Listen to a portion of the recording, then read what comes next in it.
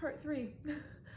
Today I'm going to take you through kind of how we set everything up, like the pre of leaving, and then also once we got to Washington, what we did. So first off, before we left, we obviously gathered any supplies that we were going to need. I think I mentioned in the past video that David bought a lot of like lighting equipment, things like that.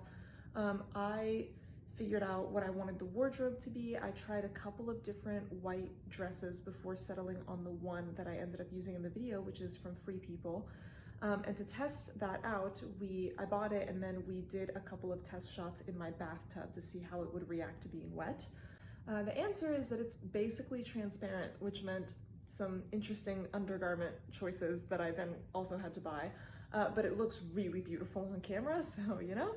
Once we had figured all of the pre-planning out and had a couple of meetings at my house to go through the shot list and the storyboarding, we, on June 1st of 2023, flew to Seattle. We got to Seattle, we settled in and slept for the night, kind of made a quick grocery run slash Walmart run to pick up any supplies that we were going to need. Picked up the car that we were going to be using to travel, and then the next morning we drove to Sequim, which is where we had our first Airbnb, which was the RV where we shot all of the indoor scenes with Chris. So we got there. Along the way to get to Sequim, we also stopped at a bunch of different places to location scout for other scenes. So that day was kind of spent scouting and driving, and then we got to the RV.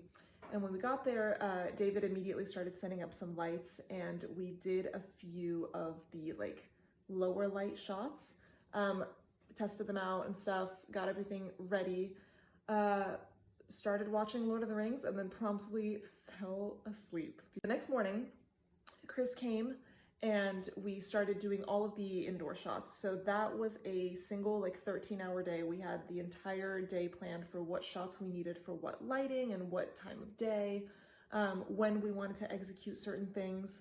And so we just kind of started running through shots. So here's the thing.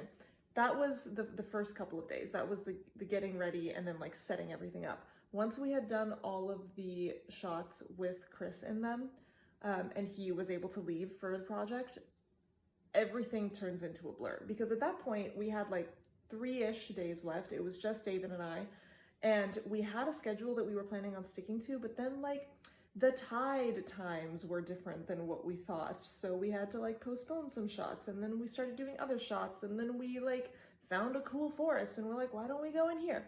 So it was just a whole, like, we had a plan, and I still have that original plan, but I don't think we ended up really following it until the very last day. So I'm not going to take you through each day of planning, but I am going to start taking you through in the next few parts just like random stories and experiences from filming, because those last 3 days were truly magical.